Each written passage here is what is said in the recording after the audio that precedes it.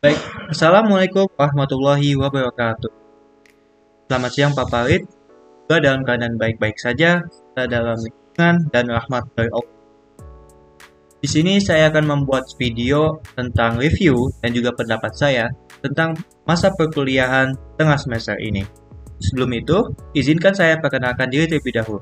Nama saya Skawali dari Prodi Ilmu Komunikasi Universitas Paramadina, semester 2, dengan NIM 123106144. Baik, ada 4 poin penting yang ingin saya sampaikan. Yang pertama adalah kesan saya selama mengikuti pembelajaran mata kuliah selama setengah semester ini. Baik, di sini saya terkesan bahwasanya pengajaran yang Bapak bawakan itu membawakan dua hal yang sekiranya penting untuk saya pelajari. Yang pertama adalah pelajaran ekologi, yang mana ini sebuah ilmu yang mempelajari tentang bagaimana alam itu bekerja, serta hubungan timbal balik dengan manusia di dalamnya. Dan adapun ilmu ekologi tadi itu dikaitkan dengan ilmu agama, yang tentu kita dapat mempelajari dari ajaran, dalil-dalil, serta hikmah-hikmah yang kita dapat ambil dari Al-Quran dan hadisnya. Tentu hal ini menjadi sebuah pelajaran yang baru bagi saya, karena kan selama saya belajar agama, itu dari mulai SD, SMP, SMA, itu tidak ada yang mention hal ini. Yang menurut saya pelajaran ekologi sebuah pelajaran yang menarik, dikarenakan pelajaran ini akan sangat berkaitan dengan bagaimana manusia itu tinggal, yaitu di sekitar lingkungan alam. Tentu hal ini menjadi sebuah refleksi bagi manusia dan juga meningkatkan kesadaran bahwasanya manusia diberi tanggung jawab oleh Allah Subhanahu wa taala untuk menjadi sebagai khalifah di muka bumi ini dan diberi kebebasan untuk mengolah, melestarikan dan juga membudidaya alam sekitarnya. Sehingga pembelajaran mata kuliah ini jadi sangat penting dan juga unik bagi saya untuk saya pelajari. Baik, untuk topik atau bahasan yang paling penting dan juga relevansinya bagi kehidupan saya. Di pemata kuliahan ini ada banyak sekali yang saya pelajari, mulai dari apa itu agama, lalu ilmu ketauhidan, ilmu eskatologi, hingga yang paling terbaru itu adalah ilmu takdir dan juga kaitannya dengan sunat. Semua itu merupakan topik pembahasan yang sangat penting tentu. Jadi saya banyak sekali pembelajaran yang dapat saya serap.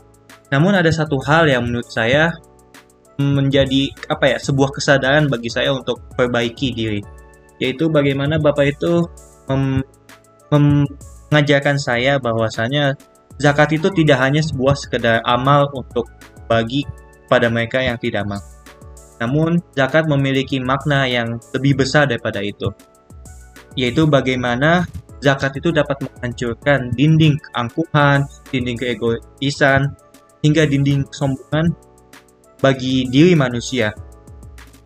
Yang tentu hal ini akan meningkatkan kesadaran dan juga tenggang rasa untuk kita peduli akan saudara ataupun teman-teman sekitar kita yang lebih membutuhkan. Jadi dengan adanya pembelajaran ini, apalagi tentang pembahasan zakat, saya jadi tahu bahwasanya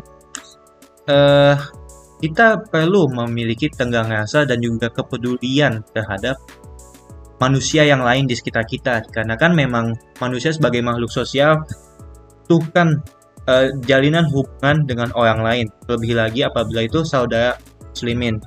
Tentu kita akan selalu bergotong royong membantu. Adapun poin ketiga, inti ajaran agama yang perlu kita terapkan di tengah krisis ekologi pada saat ini. Sebagaimana kita ketahui, sepertinya lingkungan sedang tidak baik-baik saja. Misalnya, dalam beberapa kasus terakhir ini, ada yang menyebutkan dunia sedang dilanda oleh world burning, yang mana ada beberapa negara di Asia Tenggara itu yang mulai terkena dampak daripada global warming secara terus-menerus, sehingga beberapa orang terkena dampaknya. Tentu ini akan kembali kepada manusia tentang apa yang telah mereka perbuat di muka bumi ini. Lalu adapun di Jakarta misalnya, di Jakarta itu banjirnya tidak ada solusi hingga sekarang. Yang tentu itu akan kembali pada yang tadi, pada dampak dari apa yang telah manusia perbuat. Jadi, apa yang kita harus terapkan pada krisis ekologi ini? Menurut saya yang harus kita terapkan adalah bagaimana kita kembali mengingat dalil-dalil dari Allah Subhanahu wa Ta'ala yang telah disebutkan kepada Al-Quran dan juga hadisnya. Allah telah beberapa kali menyebutkan kata-kata lingkungan alam di Al-Quran. Misalnya beberapa kayak Allah telah menyebutkan langit sebanyak 310 kali. Kata langit sebanyak 310 kali. Tentu hal ini mengingatkan kita bahwasanya Allah menciptakan langit untuk menurunkan hujan ataupun mempengaruhi perubahan cuaca. Lalu Allah menyebutkan kata entitas hewani sebanyak 20 kali. Tentu ini sebuah rujukan kepada manusia untuk dapat mengolah pakan ternak secara baik sehingga dapat menghasilkan sebuah makanan yang menghasilkan energi bagi manusia untuk melanjutkan aktivitas sehari-harinya sehingga dapat menyambung kehidupannya. Lalu Allah menyebutkan kata air sebanyak 63 kali di dalam Al-Quran. Tentu air ini menjadi sebuah entitas yang sangat-sangat tidak bisa dikatakan nilainya. Karena kan segala kehidupan di bumi ini bermuara kepada air ini. Tanpa adanya air, tidak ada kehidupan.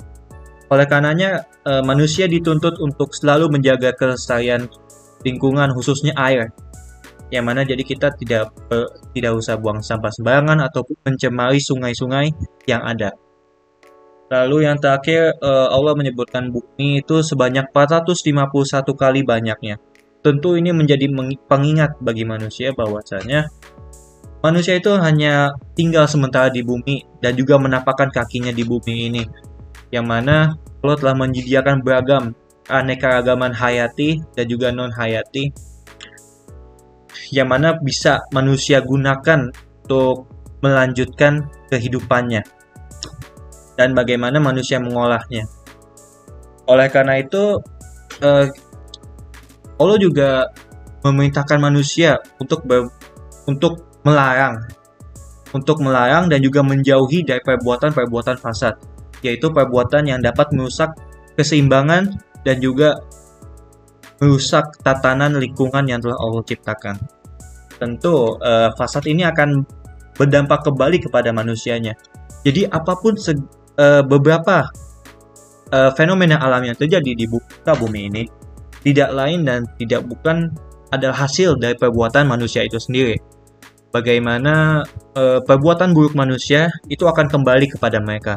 Misalnya polusi udara yang semakin memburuk itu dikarenakan masalah kendaraan pribadi yang semakin bergejolak dan juga semakin tidak terkendali. Adapun bagaimana banjir itu tercipta, ya pastinya karena masih banyak dari kalangan kita yang membuang sampah sembarangan dan tidak sadar akan kepedulian lingkungan.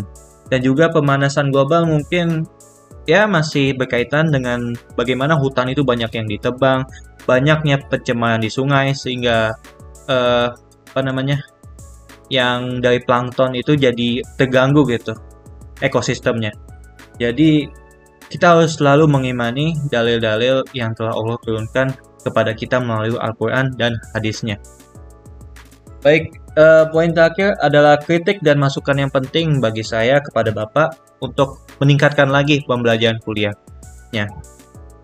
Jujur Pak, saya tidak terlalu banyak kritik, mungkin hanya 2. Yang satu, mungkin kurang-kurangnya Pak, pembelajaran online dikarenakan memang saya rasa tidak efektif gitu.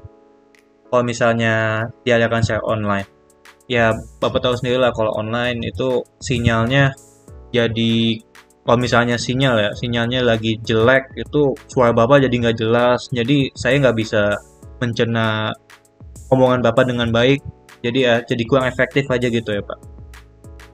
Lalu yang kedua mungkin tidak terlalu gimana-gimana, cuman mungkin kalau bisa, kalau Bapak lagi ngajar dan mungkin ada beberapa teman-teman saya yang ngobrol, mungkin Bapak bisa tegur dengan sopan awal-awal di masa ini loh, jadi masa dihargai Bapak itu sebagai dosen yang sedang mengajar.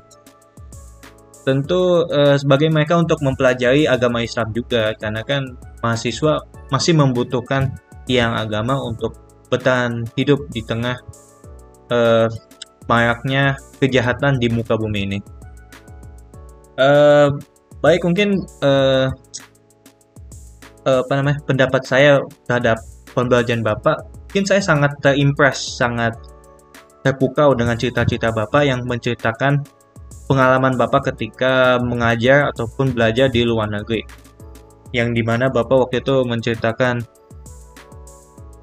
ketika di Belanda itu kan melakukan analogi Tuhan dengan lampu. Itu menurut saya sangat keren gitu Bapak. Jadi, oh ya, dan juga Turki, itu pasti Turki Bapak dikelilingi oleh 30 orang yang entah dari mana, lalu Bapak mengajarkan mereka dengan tulus dan juga berhati ikhlas.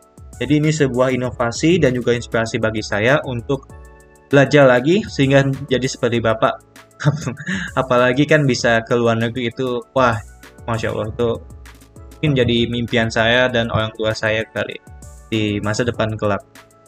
Baik, segitu saja video review mata perkuliahan tengah semester ini. Mohon maaf atas segala kekurangannya. Saya sekali mohon berdiri. Assalamualaikum warahmatullahi wabarakatuh.